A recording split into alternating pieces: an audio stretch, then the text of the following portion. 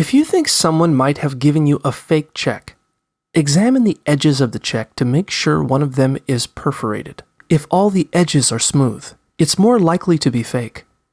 A real check should also have a clearly printed bank logo on the front and a check number in the top right corner.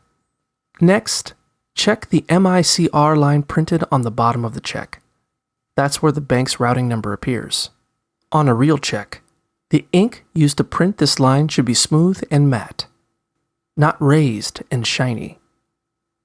Additionally, most legitimate checks are printed on sturdy, matte paper. If the paper is shiny, thin, or flimsy, the check may be fake.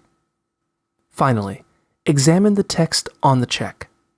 If you notice spelling errors in the printed text, or signs that any text has been added or erased, it's possible that the check is fake or has been tampered with.